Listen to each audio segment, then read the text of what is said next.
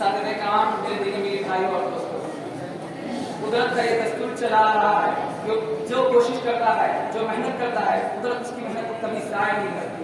جیسا قرآن مجید میں اللہ رب العالمین کا فرمان ہے، ان اللہ لا یضیع اجر المحسنین، بے شک اللہ رب العالمین احسان کرنے والوں کے اجر کو ضائع نہیں کرتا. اس طرح قرآن میں یہ بھی بتا دیا گیا ہے کہ انسان کو صرف وہی ملتا ہے جس کی وہ کوشش کرے. فرمان ربانی ہے وَأَن لَيْسَ لِلْإِنسَانِ إِلَّا مَا سَعَىٰ، وہ انسان کے لیے صرف وہی ہے جس کی وہ کوشش کرے. ایسے بہت سارے مقولے مشہور ہیں، جیسے جو کوشش کرتا ہے وہی پاتا ہے.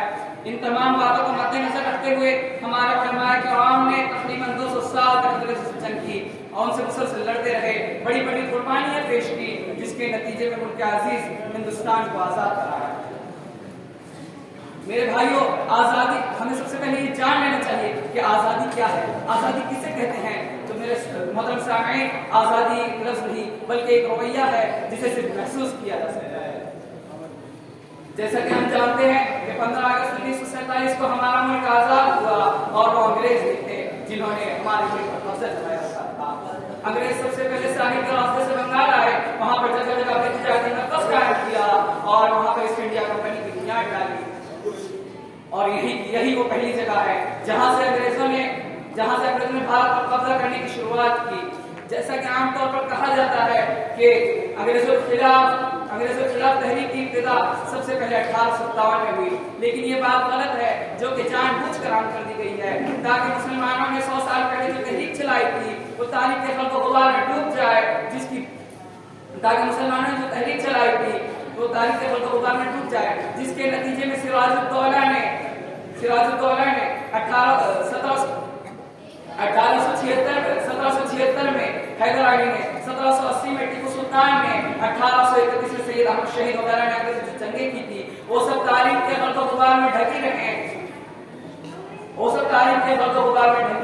اسی طرح کہا جاتا ہے کہ سراج الدولہ وہ پہلا شخص تھا جس نے انگریزوں کے خطروں کو بھاگ کر ان کے قدموں کو روکنے کے لیے پلاسی کے میدان میں جنگ کی، مگر ان کے وزیر کے غداری کر دینے کی وجہ سے انگریز بہار اور بنگال میں خالص ہو گئے. مولانا ابو الحسن لکھتے ہیں کہ حیدر علی اور ٹیپو سلطان انہی اولین میں سے ہیں جنہوں نے انگریزوں کو خطرے کو بھاگ کر ان کے قدموں کو روکنے کی کوشش کی. ٹیپو سلطان اور حیدر علی نے انگریزوں کے خلاف تقریباً 4 جنگیں لڑی. ٹیپو سلطان کے کردار سے میں آپ کو کیا ہی واقف کراؤں. یہ وہی ٹیپو سلطان ہے جنہیں ان کے افسروں کے غداری کر دینے کی وجہ سے انگریزوں سے معاہدہ کرنا پڑا. لیکن اس معاہدے کے بعد میں ٹیپو سلطان خاموش نہیں رہے. انہوں نے اپنی کتابت و خطابت کے ذریعے حکمرانوں اور ہندوستان کے لوگوں کے اندر آزادی کا جذبہ پیدا کیا. ہاں، یہ وہی ٹیپو سلطان ہے جن کی شہادت کے بعد بھی انگریز ان کی لاش کے قریب جانے سے ڈر رہے تھے. ہاں، یہ وہی ٹیپو سلطان ہے جن کی شہادت کی خبر جب انگریزوں کے افسر تک پہنچی تو اس نے کہا تھا آج سے ہندوستان ہمارا ہے. اسی طرح تحریک آزادی میں شاہ ولی اللہ اور ان کے شاگردوں کا کردار بھی نہایت اہمیت کے حامل ہے. شاہ ولی اللہ ان کے شاگردوں کا کردار بھی اہمیت کے حامل ہے. اسی طرح جب ان کی وفات ہوئی تو اس کے بعد ان کے بیٹے شاہ عبدالعزیز نے ان کے ادھورے کام کو مکمل کرنے کے لیے سبقت کی اور ان کے تینوں بھائیوں نے ان کا تحیات ساتھ دیا. اسی طرح جب 1912 میں ریشمی رومال تحریک کی ابتدا ہوئی جس کے بانی مولانا محمود الحسن تھے جنہیں شیخ الہند کہا جاتا ہے، اور ان کا ساتھ دینے والے مولانا عبد الحسن تھی جنہوں نے ان کے قدم سے قدم ملا کر ان کا ساتھ دیا. الغرض یہ کہ علماء کرام نے اس ہند کو آزاد کرانے کے لیے اپنی تن من دھن کی بازی لگا دی. کہا جاتا ہے کہ تقریباً 2 لاکھ سے زائد علماء کرام کو انگریزوں کے ہاتھوں شہید کر دیا گیا. دلی سے چاندنی چوک سے لے کر لاہور تک کوئی ایسا درخت نہیں تھا جس پر علماء کرام کی لاشیں نہ لٹکی ہوئی ہوں. اسی طرح جب 1919 میں جلیانوالہ والا باغ کا حادثہ پیش آیا، اس میں بہت سارے لوگوں کو مار دیا گیا. اس کے چند دنوں بعد ایک نئی تحریک خلافت وجود میں آئی. اس تحریک کے ذریعے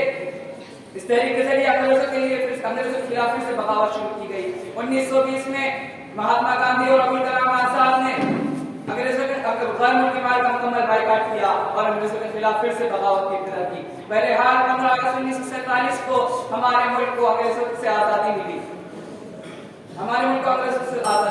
مسلمان جو کہ ایک طویل عرصے سے جنگ آزادی میں اہم کردار ادا کیا ہے، آج ان کو فراموش کیا جا رہا ہے۔ اسی مناسبت سے کسی شاعر نے کیا خوب ہی کہا ہے، جب پڑا وقت گلستاں پہ تو خون ہم نے دیا، آج جب باہر آئی تو کہتے تیرا کام نہیں۔ اسی طرح آخر میں اللہ رب العالمین سے دعا ہے کہ ہمیں اپنے علماء کی قربانیوں کو سمجھنے کی توفیق عطا فرمائے اور آزادی کی قدر کرنے کی توفیق عطا فرمائے۔ آمین۔ السلام علیکم۔